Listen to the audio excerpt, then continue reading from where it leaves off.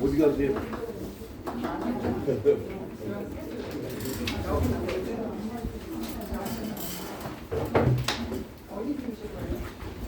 앞에 뒤에 잠깐만.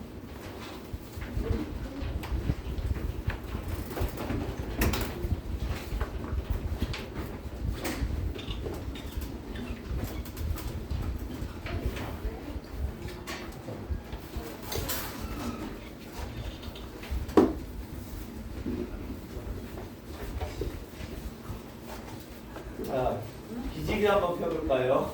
네, 강대호 교수님이 안 계시니까.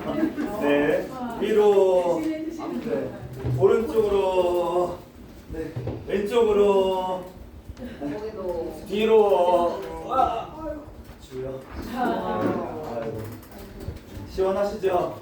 네, 시간 잠깐 기도하고 시작하겠습니다. 하나님 감사합니다. 우리들 시간 새 힘을 주시고 하늘의 지혜를 주시고 성령의 충만함을 주시옵소서. 감사하며 거룩하신 예수 그리스도의 이름으로 기도합니다. 아멘. 50분까지 시간을 맞춰보도록 하겠습니다. 네, 저희 오늘 이제 믿음에 대해서 지금 계속 다뤘고 이제 저희가 회개에 대해서 참 믿음이라고 하는 단어, 회개라는 단어는 빠질 수가 없는 것 같아요. 성경에 거의 빠질 수가 없고 우리가 신학을 공부함에 있어서도 오늘만 해도 믿음이라는 단어와 회개라는 단어를 얼마나 많이 들었을까 세보진 않았지만 엄청나게 우리가 들었습니다. 그런데 우리가 이것이 왜 이렇게 너무나도 중요하기 때문에 그렇습니다. 그리고 이 믿음과 회개는 지금 뛰어들 수가 없는 것이라는 것을 우리가 지금 계속 보고 있습니다. 그래서 오늘은 이제 회개에서 이제 거의 이제 마무리가 돼가고 있습니다. 믿음도 한참 됐는데 이번 학기는 회개만 하다 끝날 것 같은데 그런데 아무튼 회개를 오늘도 들어가겠습니다. 15절에 회개에는 7가지 성향이 있다. 이런 점에부터 읽어보겠습니다. 시작. 이런 점에 비추어 볼 때 사도가 회개의 7가지 원인 혹은 결과 혹은 역할을 열거하며 기술한 것은 더할 나위 없이 뚜렷한 명분을 지닌다. 그것들은 열의 혹은 간절함, 변증, 분함, 두려움, 사모, 열심, 징벌로 이루어진다. 이 말씀이 뭐냐면 고린도후서 7장 10절에서 11절까지 말씀인데 제가 거기에 변증하게 하며 다음에 얼마나 분하게 하며를 빼먹었습니다. 그래서 얼마나 분하게 하며 우리가 분내야 될 때도 있다는 거죠. 분하게 하며가 빠져있으니까 여기 한번 넣어주시고요. 그래서 7가지 회개에 이제 성향이 있다라고 하는데 그것이 원인이 될 수도 있고, 그러니까 회개의 원인이 되는 것도 있고, 혹은 회개의 결과가 되는 것도 있고, 그리고 혹은 회개의 역할, 왜 회개가 있어야 되냐라는 역할을 열거하는 것일 수도 있는데 칼빈은 이거에 대해서 구별하지는 않았습니다. 구별하지는 않고 이 지금 고린도후서 7장 10절에서 11절에 나오는 이 하나님의 뜻대로 하는 근심, 이것이 결국은 회개를 부르는 것인데 구원에 이르게 하는 회개, 우리가 지금 얘기하고자 하는 회개는 구원에 이르는 회개입니다. 우리가 일시적인 감정에 의한 그러한 회개가 아니라 그냥 감정적인 그런 것도 아니고 구원에 이르기까지 우리를 이끌어가는 진짜 회개, 그 모든 것에 대해서 우리가 지금 정의하고 얘기를 하고 있는 것이에요. 그러니까 구원에 이르는 회개, 그것에는 하나님의 뜻대로 하는 근심이 이제 따라오는데 이것이 결국은 7가지 것들이 원인 혹은 결과 혹은 역할로서 회개와 연관질 수 있다라는 것인데요. 그 7가지를 우선은 살펴보겠습니다. 간절함이 있습니다. 이 간절함이라고 하니까 우리가 그냥 성경 말씀 이렇게 쭉 읽다 보면은 간절하게 하나님의 뜻대로 하는 간절한 회개구나 라고 이제 쉽게 얘기를 할 수가 있겠죠. 그런데 그렇게 볼 수가 있는데 이 간절함이라고 하는 것은 이 솔리치투도라고 하는 이 단어에 여러 가지 뜻이 있습니다. 염려, 근심, 또 주의 깊게 생각한다는 뜻이 있고, 그리고 보살피심이라는 단어가 있습니다. 그러니까 그것을 연관지어서 이제 생각을 한다면 간절함이라고 하는 것은 바로 죄를 지은 것에 염려하는 것. 내가 죄 지었어. 또 이렇게 죄 지었어. 라고 염려하는 것. 또 미래에 대해서 내가 또 죄를 지을까봐 근심하는 것. 그리고 어떻게 해야지 내가 그러면 마귀의 함정을 피할까? 어떻게 하면 정말 간절하게 피하고 싶어하는 그 마음. 그리고 어떻게 하면 그러면 성령의 보살피심에 머물 수가 있을까? 라고 하는 그 네 가지 부분에서 우리가 이런 간절함이 있어야 된다라는 것이고요. 두 번째로는 변증입니다. 변증이라고 우리가 이제 번역이 됐는데 개역 한글에는 이제 변명한다라고 이제 번역이 되어 있어요. 변명이라고 되어 있는데, 그런데 이것은 우리가 헷갈릴까봐, 변명이라고 하면 더 헷갈릴까봐 이제 변증으로 이제 개역 개정에는 이제 번역을 했는데, 죄를 변명하는 것을 얘기하는 것이 아닙니다. 그러니까 내가 죄를 지은 것에 대해서 어떤 변명을 하는 것을 얘기하는 것이 아니라 하나님의 은총을 얻으려고 용서를 빈다라는 또 뜻이 있어요. 용서를 빈다라는 뜻이 또 있기 때문에 이 단어에서 결국은 하나님 앞에 내가 용서를 비는데 왜 빕니까? 은총을 얻으려고 비는 거예요. 하나님의 은총을 기대하지 않고 비는 것은 회개가 아니라는 것이죠. 그러니까 하나님께서 은총을 주실 거야, 분명히 용서해 주실 거야 라는 믿음으로 회개가 돼야 되는 것이지, 그것이 없이 나는 저주 받았어, 마치 성철 스님이 자기가 마지막 죽을 때 그렇게 외쳤다고 하는 것처럼 그렇게 외치는 것, 나는 지옥으로 떨어진다 라고 하는 그러한 외침을 얘기하는 것이 아니라는 거예요. 자기의 죄를 깨달았지만 그럼에도 불구하고 하나님에 대한 그러한 은총을 얻으려고 하는 그러한 것이 아니라면 회개가 아니라는 것이죠. 세 번째로는 분함입니다.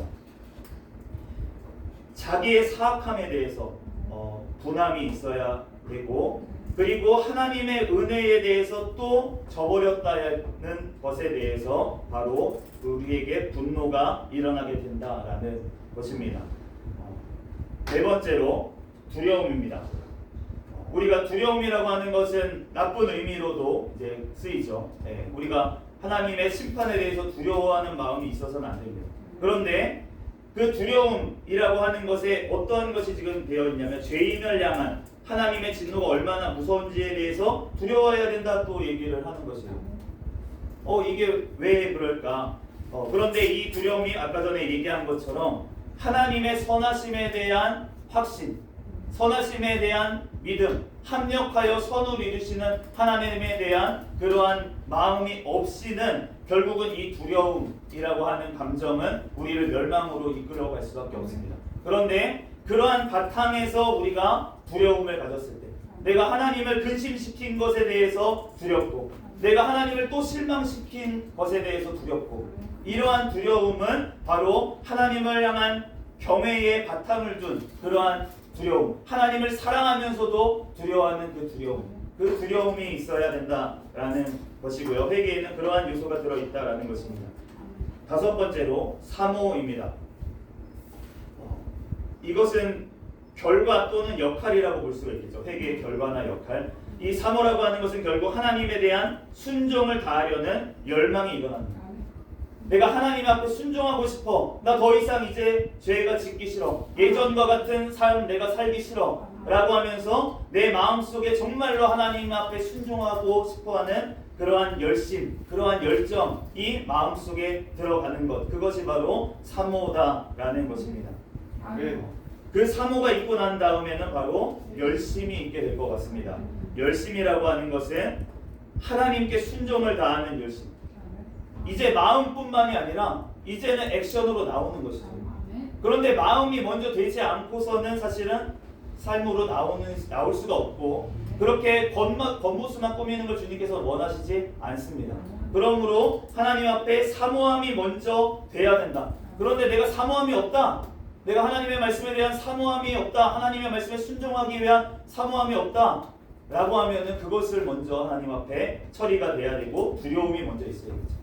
내가 하나님의 말씀대로 진짜 어겼을 때, 하나님의 말씀에 순종하지 못했을 때 진짜 어떻게 될 것인가. 우리가 구원을 잃어버리진 않겠지만 하나님의 징계가 온다라는 것을 우리가 두려워하는 마음이 있다면 사실은 죄 짓는 게 정말 싫어지고 내가 하나님 말씀대로 이제 살고 싶어지게 되겠죠. 그리고 그것이 열매를 맺게 된 것이 바로 열심이다. 우리의 삶 가운데 드디어 순종함이 나오게, 회개의 열매로서 순종함이 나오게 된다라는 것이죠. 마지막으로는 징벌입니다. 이 징벌, 뭐 하나님 앞에 징벌, 얼마나 벌하게 하였는가? 얼마나 벌하게, 뭘 벌하게 하였을까? 그런데 우리가 죄에 대해서 예민해지게 돼요. 하나님 앞에 순종하면 순종하려고 할수록, 순종하면 순종하는 삶의 열매들이 점점 자라날수록, 점점 하나님 앞에 성화가 되어 갈수록 죄에 대해서 예민하게 됩니다. 그래서 사도 바울의 삶을 보더라도 우리가 말년에 쓰여졌던 그러한 옥중서신 그리고 목회서신에 보면 내가 성도들 중에도 가장 작은 자다, 또 하나님 앞에 내가 죄인 중에 괴수다까지 가는 것을 보면은 뭐 사도 바울이 그 말년 가서 어떤 큰 죄를, 겉으로 드러나는 죄를 지었겠습니까?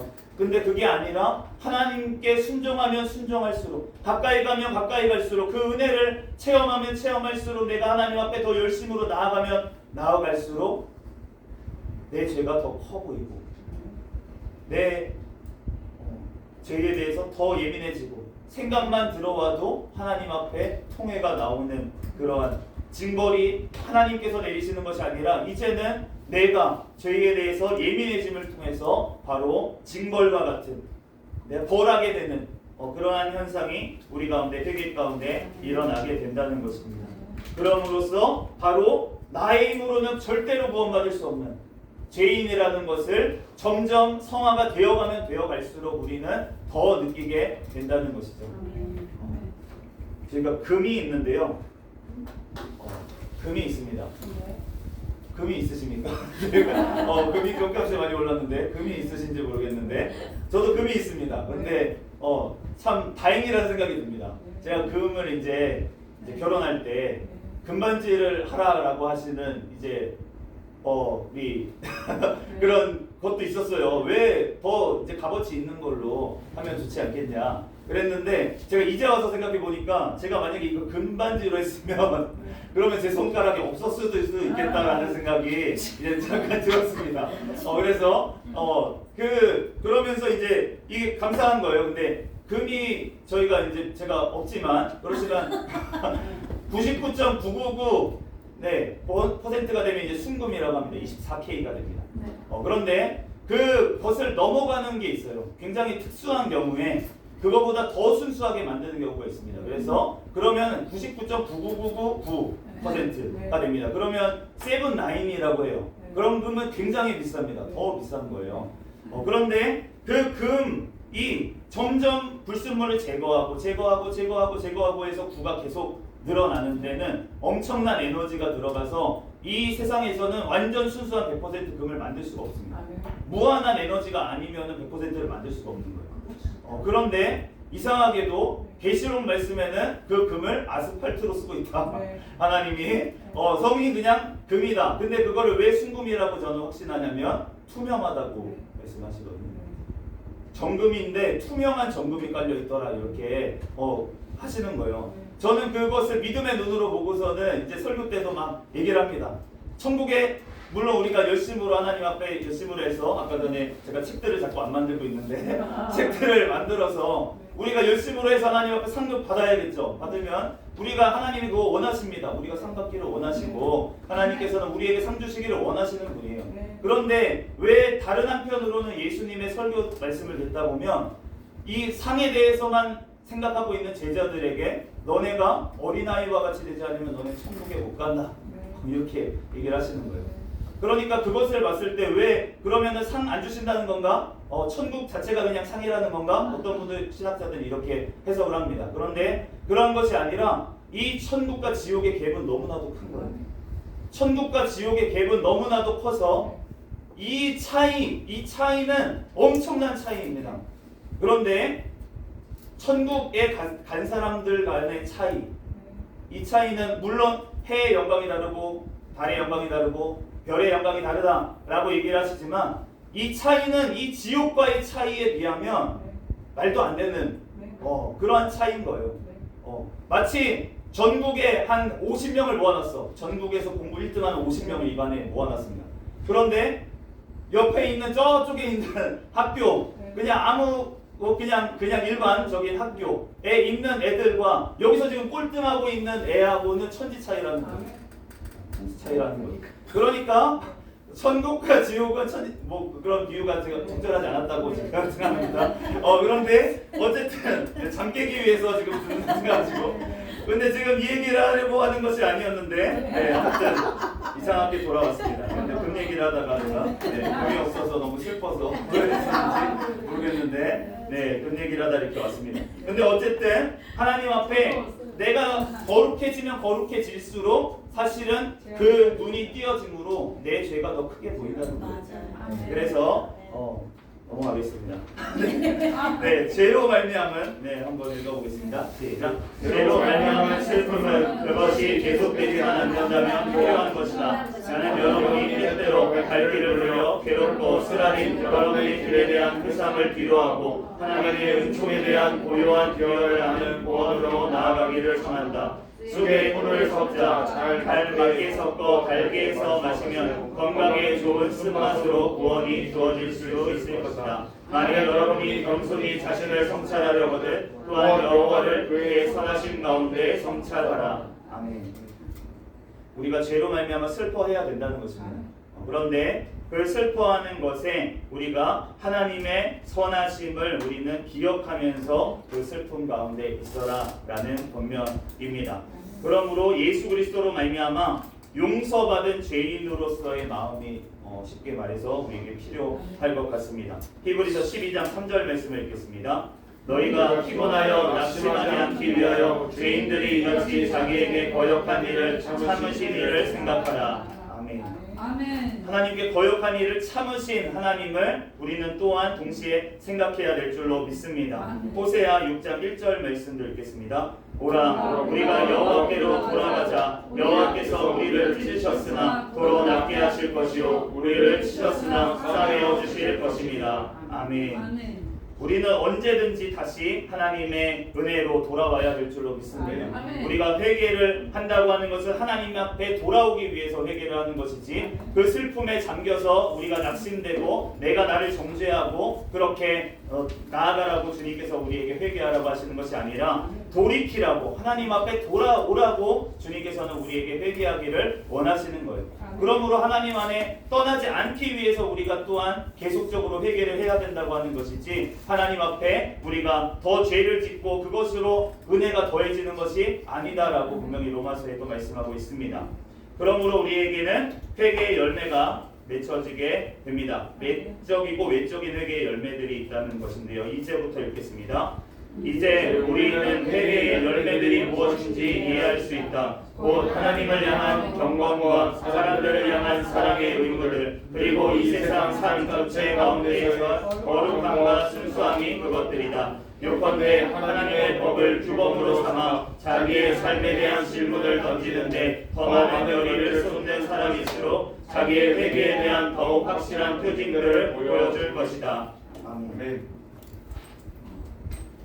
하나님의 회개의 외적 열매는 하나님을 사랑하고 또 이웃을 사랑하는 것입니다.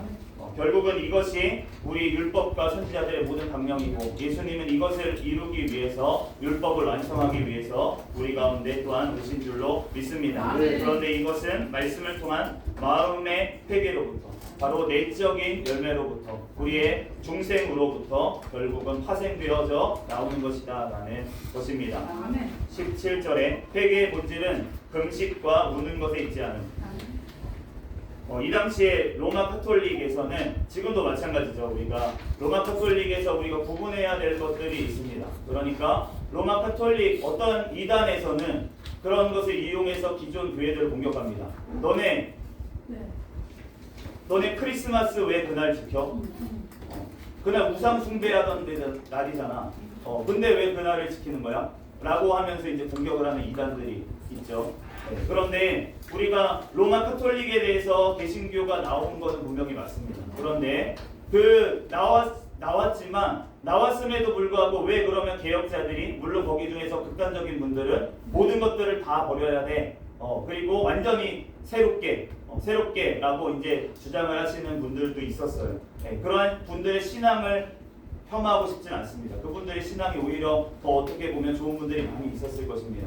그런데 그 열심이 하나님 앞에 공격이 되고 나의 죄를 보고 나의 아까 전에 기도를 해야 된다. 다른 사람의 허물을 봤을 때 기도를 해줘야 된다. 그러한 방식으로 가지가 않고 공격하고 정죄하고 판단하고 저 사람들은 잘못됐어. 우리만 오라. 라는 방식으로 가다 보면 그러면 하나님의 뜻과는 동떨어진 곳으로 또 떨어지게 되는 것을 우리가 보게 됩니다.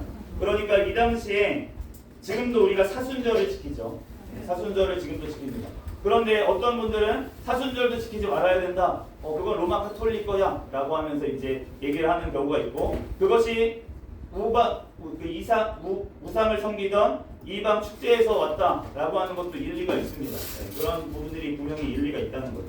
그런데 그거에 대해서 지금 이 공식적인 금식이라고 하는 것을 지금 사순절을 얘기하고 있는 것입니다. 그러니까 이 칼빈이 얘기하는 것은 무엇이냐면 회개의 본질이 그러한 것에 있지 않다라고 하는 것은 그러한 형식에 있지 않다는 것입니다. 그런데 우리가 그 형식을 그러면 다 버려야 되지 않냐라고 하는 것 그것이 중요한 것이 아니라는 거예요. 그 형식을 갖고 있던 안 가지고 있던 중요한 것이 아니라 지금 하나님 앞에 진정으로 마음으로 하나님 앞에 돌이킴이 있느냐 없느냐가 중요한 것이지 형식적인 금식과 우는 것으로 되는 것이 아니다. 진정한 회심이 있어야 된다. 회개가 있어야 된다라는 것을 지금 얘기하고 있는 것입니다. 그러므로 회개의 본질에 대해서 얘기를 하는 것이지 어떤 형식의 옳고 그름 그러한 것들도 우리가 따지고 우리가 그러한 것들도 개선해 나가야 되는 것은 맞지만 그럼에도 불구하고 그것이 본질이 아닌 경우 우리가 본질이 아닌 것에 대해서 공격하고 그러할 필요가 없다는 거예요. 형제들끼리 주님 안에서 있다면 예수 그리스도 안에 있다면 그러한 조금의 다른 부분에 대해서는 약간의 관점이 조금 강조점이 다른 부분에 대해서는 사실은 우리가 포용하고 그분들의 생각이 그분의 신앙이 올바르다면 그 잘못된 형식을 통해서 잘못된 것을 담고 있는 자들이 아니라면 그런 부분에 대해서도 우리가 성숙한 자세로 우리가 나아가야 된다는 것이고요. 18절에 특별한 회개와 통상적 회개가 있다. 우리는부터 읽겠습니다. 우리는 계속해서 회개에 있어야 한다. 이는 모든 성도에게 주어지는 명령이다. 이러한 회개는 마치 죽은 자들이 깨어나듯이 하는 회개와는 구별되어야 한다. 죽은 자들이 깨어나듯이 하는 회개는 지옥스럽게 나락에 떨어졌거나 고삐가 풀려 강자의 죄를 짓는데 각자 자신을 던졌거나 하나님의 멍에를 내팽개 치고 모종의 간역을 깨했던 사람들이 돌이킬 때 하는 회개이다. 성경은 이 회개를 죽음으로부터 생명으로 나아가는 통로나 부활과 같다고 제시한다. 결국은 두 가지 특별한 회개, 어떤 분들은 이걸 회심이라고 부르는 그러한 회개, 회심적 회개가 있다라고 하는 것이고 통상적 회개가 또한 있다는 것입니다. 자복적 회개라고 표현을 하는 이제 교수님도 이제 표현을 하셨죠. 그러한 부분들이 있다라는 것이죠. 그래서 우리가 다윗의 그 고백, 시편 51편은 밧세바를 범하고 나서 다윗이 하나님 앞에 회개한 그러한 회개의 시입니다.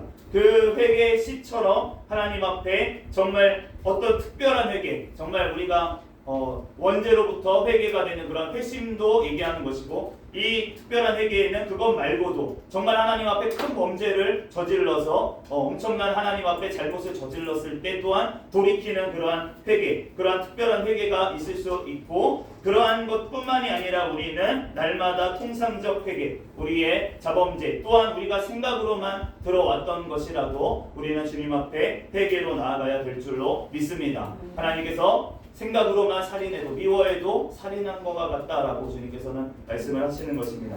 그러므로 우리가 주님 앞에 생각으로만 들어왔을 때도 벌써 회개한다면 우리가 드러나는 죄를 짓게 되는 데는 현저히 줄어들게 되겠죠. 19절에 회개와 죄사함 진정부터 읽겠습니다. 진정 복음의 요체 전부는 회개와 죄사함 두 항목에 포함된다. 결국은 이 두 가지가 계속 강조하고 있는 부분인데 회개는 삶의 새로움, 죄사함은 값없이 주시는 예수 그리스도로 말미암은 화목을 얘기하고 있습니다. 이 모든 것들을 주시는 분은 바로 그리스도시고 그리고 믿음으로 말미암아 회개와 죄사함이 이르게 되는데 이는 성령의 역사다. 이것이 우리가 이번 학기에 지난 학기부터 배운 사실은 전부입니다. 그런데 그것이 우리의 삶이 되어야 될 줄로 믿습니다. 첫째부터 읽겠습니다. 첫째, 그는 하나님의 자비의 도화들이 자기 안에 드러났다고 선포하신다. 둘째, 그는 회개를 요구하신다. 마지막으로 그는 하나님의 약속들에 대한 확신을 요구하신다. 아멘. 마가복음 1장 15절을 읽겠습니다. 시작. 이르시되 때가 찼고 하나님의 나라가 가까이 왔으니 회개하고 복음을 믿으라. 아멘. 첫 번째로 예수님이 지금 하시는 말씀은 자기 하나님의 자비의 보화들, 구약 성경에서 지금까지 말씀하셨던 모든 것들이 예수 그리스도께서 오셨다라고 지금 선포하셨다는 거예요. 천국이 가까이 왔다, 내가 왔다라고 하신 것이죠. 그리고 회개해라라고 요구하신다는 것입니다. 그리고 나서 복음을 믿어라라고 하시는데, 이 복음을 믿으라는 것은 결국은 하나님의 약속들에 대한 확신을 요구한다는 것이다. 결국 하나님의 약속들에 대해서 믿어야 된다. 우리가 궁극적으로는 영원한 천국의 약속을 믿어야 될 것이고, 또 이 땅에서 우리에게 주어진 그 약속들을 우리는 붙들어야 될 줄로 믿습니다. 마지막 20절. 회개에 있어서의 죄에 대한 증오는 하나님의 자비 안에서 베풀어지는 그리스도의 의에 대한 사랑으로부터 기원한다. 그리스도부터 읽겠습니다. 시작. 그리스도를 아는 지식에 이르는 통로를 우리에게 처음으로 열어주는 것은 회개의 기원이 되는 죄에 대한 증오이다. 그리스도는 비참하고 고통당하는 죄인들, 또 신음하고 수고하고 무거운 짐을 지고 배고프고 목마르고 슬픔과 비참함으로 쇠약해지는 사람들 외에는 아무에게도 자기를 드러내지 않으신다. 지금 죄에 대한 증오는 회개의 기원이다. 결국은 죄를 미워해야지 회개가 된다는 것이다. 진정한 회개가. 그리고 이는 그리스도를 아는 지식에 이르게 되는 통로다. 라고 이제 얘기하는 것입니다. 그런데 우리가 밑에 읽어보겠습니다. 그리스도인의 삶을 읽어보겠습니다. 시작. 그리스도인의 삶은 육체가 확실히 죽을 때까지, 곧 성령이 우리 안에서 다스리실 때까지 그 육체를 죽이는 항구적인 열심과 훈련이다. 먼저 의에 대한 사랑에 사로잡히지 않는 한 그 누구도 도무지 죄를 미워하게 되지 않기 때문이다. 아멘. 지금 반대의 얘기를 칼빈이 얘기하고 있는데, 죄에 대한 증오가 있어야지 회개가 된다. 그리고 하나님을 아는 지식에 이르게 된다. 라고 얘기를 하다가 갑자기 반대의 얘기를 했습니다. 그러니까 그리스도인의 삶이라고 하는 것은 결국은 하나님의 의에 대한 사랑이 사로잡히지 않는 한 죄를 미워하게 되지 않는다. 하나님에 대한 사랑이 있어야지 그 다음에 죄를 진정으로 미워하게 된다라고 지금 얘기를 하는 것입니다. 그러니까 우리가 회개에 대해서 막 얘기를 하고, 어떤 분들은 단회적인 회심에 대해서 막 얘기를 하고, 그런데 우리가 그것이 분명히 있습니다. 그러한 것들을 체험하게 하시는 분들도 분명히 있다는 것이죠. 그런데 아까 전에 얘기하신 것처럼 점진적인 회심이 있을 수 있다라고 얘기하셨던 부분이 무엇이냐면, 결국은 하나님 앞에 모태신앙이에요. 어떤 분은 모태신앙이고, 나는 예배 가운데 계속 있었고, 나도 모르는 사이에 말씀 가운데 어렸을 때부터 암송을 하고, 어렸을 때부터 말씀의 훈련을 받아서 순종하는 게 몸에 배가지고 그냥 순종만 하시는 분들이 또한 있을 수가 있다는 것이죠. 그런 분들이 하나님 앞에 돌이킬 필요가 있겠습니까? 하나님과 동행하고 있는데. 그러니까 우리가 교회라고 하는 공동체라고 하는 것에 묶어주신 이유는 무엇이냐면, 하나님 앞에 다양한 사람들이 있다는 것입니다. 그리고 다양한 경험들을 하신 분들이 있습니다. 그런데 자기가 경험한 것이 무조건 그 루트만 취해야지만 구원을 받는 것은 또한 아니라는 것이죠. 하나님께서 각자 사람에 맞게, 어떤 사람은 이 방향으로, 어떤 사람은 저 방법으로, 어떤 사람은 이러한 환경 가운데서, 어떤 사람은 저 환경 가운데서 예수 그리스도를 만나게 하셨다는 거예요. 그 부분에 대해서 우리가 다 인정하는 마음이 있다면, 하나님께서 모든 것들을 하시고 하신다는 그러한 마음이 있다면, 우리가 서로 정죄 판단함이 아니라 주님의 말씀대로 서로 사랑하는 데까지 우리가 나아가게 될 줄로 믿습니다. 하나님 앞에 우리가 죄를 미워하게 되는 것, 그것이 되기 위해서는 사실은 하나님에 대한 그런 의에 대한 사랑이 또한 잡혀야 된다. 그러니까 우리가 회심이다, 아니면 계속 회개를 해야 된다, 믿음이 주어진다, 칭의가 된다, 죄사함을 받는다, 중생이 되었다, 여러 가지를 막 성경에서 말씀하시고 계시고 우리에게 지금 그것들을 나타내주고 계시지만, 성경 말씀을 통해서 그런 것들이 어떤 공식에 따라서 빠바바박 이거다, 라고 우리가 얘기하기에는 참으로 어려운 부분이고, 그리고 하나님이 어떠한 사람에게는 이 같은 루트를 통해서 이것을 먼저 되게 하심을 통해서 하나님께서 하실 때도 있고, 어떠한 사람에게는 단회적인 그러한 체험을 통해서 사도 바울과처럼 그렇게 변화시키시는 사람도 있고, 여러 사람들이 있기 때문에 그 부분에 대해서 우리가 다 생각을 하고, 그리고 우리가 계속 해야 될 것은 그럼에도 불구하고 이 회개가 꼭 필요하다는 것이고, 그리고 이 회개는 결국은 믿음이 없이는 회개라는 것 자체가 성립하지 않는다. 그러므로 회개가 돼야지 믿는다라는 것은 아니고, 결국은 믿음이 우리에게 주어졌기 때문에 하나님 앞에 진실한 회개가 나오게 되고, 그 회개의 삶을 통해서 하나님 앞에 성화가 되다가 결국은 영화롭게 예수 그리스도 오시는 날 된다라는 것을 우리가 늘 기억하면서 우리가 계속 항구적인 열심과 훈련, 이 자리에 우리가 나와 있는 우리들은 그것을 하고 있는 줄로 믿습니다. 하나님 앞에 우리의 삶이 계속적인 훈련, 회개의 훈련. 하나님 말씀대로 내가 회개 말씀을 보고 내가 되지 않는 것은 회개하고, 또 하나님의 말씀대로 내가 하라는 것은 하고 하는 것. 그것이 결국 우리의 삶 전체, 그리스도인의 삶이다. 그리고 그 과정이 결국은 믿음의 삶이고, 결국은 하나님 앞에 성화의 과정이고, 하나님 앞에 우리가 중생한 사람의 삶이고, 우리의 모든 것들이 결국은 하나님 안에서 동일한 것을 우리가 이 관점에서도 이렇게도 입체적으로 지금 얘기를 하고 있는 것. 성경 말씀은 그런 것들을 여러 가지 조합을 통해서 우리가 지금 얘기하고 있기 때문에 어떠한 것이 딱 맞다라고 결론지어서 얘기를 해버리면, 물론 진리의 말씀이지만 그럼에도 불구하고 여러 입체적인 모양으로 또한 되어 있다. 그러므로 우리가 복음서도 내 복음서나 우리에게 주어진 것이 아니겠습니까? 그러므로 우리가 그러한 관점들을 다 수용한다면 우리가 어떠한 사람을 정죄 판단하는 자리로 가는 것이 아니라, 우리는 성숙하면 성숙할수록 내 죄를 보면서 하나님 앞에 회개로 나아가면서 하나님 앞에 다른 사람을 정말로 예수 그리스도의 마음으로 섬기고 그 사랑하는 데까지, 원수까지도 그 사랑하는 그 그리스도의 분량에까지 하나님께서 이르게 하시기를 원하시는 줄로 믿습니다. 우리들 예수님 오시는 그날까지 승리하는 저와 여러분이 되기를 예수 그리스도의 이름으로 축복합니다. 기도하겠습니다. 하나님 감사합니다. 주님 영광받아 주시옵소서. 예수 그리스도